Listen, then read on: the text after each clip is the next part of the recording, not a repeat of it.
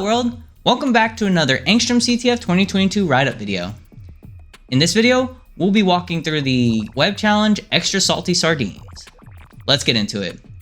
Clam was intensely brainstorming new challenge ideas when his stomach growled. He opened his favorite tin of salty sardines, took a bite out of them, and then got a revolutionary new challenge idea. What if he wrote a site with an extremely suggestive acronym? Well, it's called Xtra Salty Sardines, so probably an XSS exploit that we need to perform on this website. So if we go over to our source code here, in fact, let me open up the links here first. I'll open up the sardine maker and then the admin bot. XSS is even highlighted here essentially, right, with the different colored first letters of the title. But anyways, what this does is it's going to make a sardine, and I can demonstrate that here.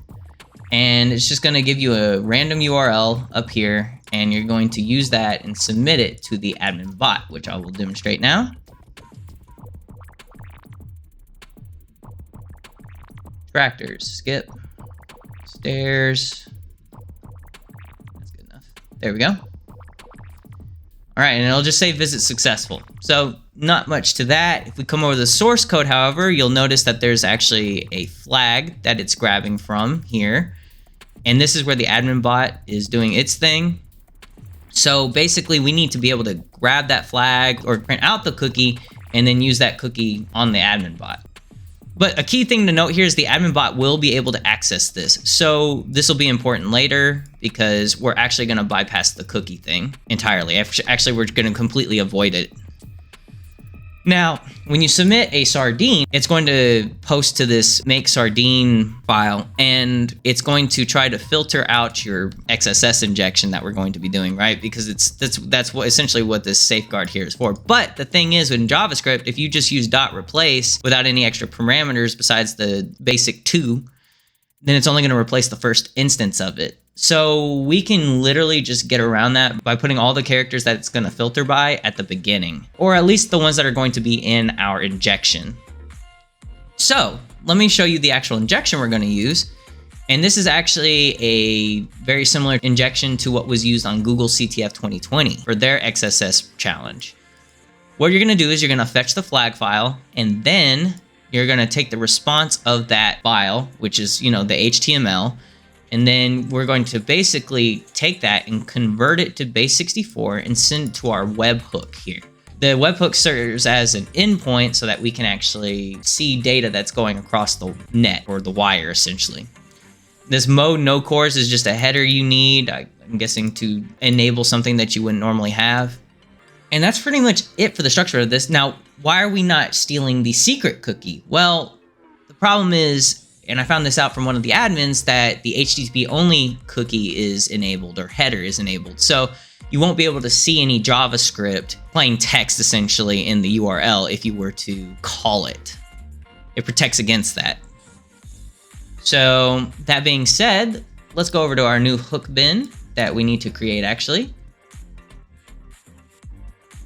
Okay. And then we're just gonna copy this and we're going to paste it into our former hook bin right here. Make sure to put a slash there. And we should be good. So let's go ahead and copy that. And you'll notice I have all the filtered characters here. So we're going to paste that, script code bit into our sardine maker here. And we're going to make the sardine. Now, if you use document.cookie and do like a location or whatever, this error message won't show up. I'm guessing there's a way to do it via the cookies, like grabbing or stealing the secret cookie, but I couldn't figure it out. So ignore this error if you see it. It's not important for the way that we're doing it. It's irrelevant. So let's take that. Make sure I copied it. I don't know if I did. And we're going to copy it over to our admin bot. And actually, we can go to our hook bin and see if our request went through. Doesn't look like it did. Let's try again. Weird. So it doesn't look like our request here went through. So let's try it again.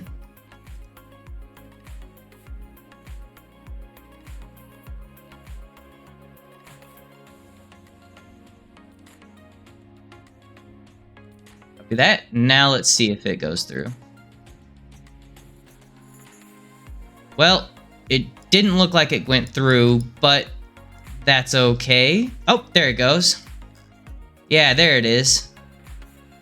Okay, cool. So let's test it out now on... Actually, let me make sure. Okay, so now let's test it out on the actual admin panel itself. I think that's the right one, right? Is that the new one? Yeah. And submit. It's going to take it a few seconds. There we go. Now we're going to refresh, and hopefully it'll be there. Sometimes it takes a minute. Okay, it does say a few seconds ago, so that's promising. Oh, nope, it has not appended yet. Sometimes you have to redo this a couple times to get it to work, but that's fine. Oh, there we go, it worked. Perfect. You'll see this new request header, and you'll see that that is the flag file, essentially, that it was able to grab, the contents of it, at least encoded in base64. So all we have to do now is copy that query string, and you'll see that that's from the C variable that we gave it up here. And we'll just go to our Kali box, and we'll do we'll do a clear first, and then an echo, pipe it into base64 tat D, and there's your flag, ACTF. Those sardines are yummy, yummy in my tummy. Paste it in, get your points, and we got it. If you enjoyed the video, drop a like and subscribe to the channel to show your support. Turn on post notifications to get regular injections of cyber content directly into your feed. Check out our Patreon, join our Discord, and follow us on Twitter. Links in the description box down below. And leave any feedback or questions in the comments section down below. This is Almond Milk. Thanks for watching. Goodbye, world.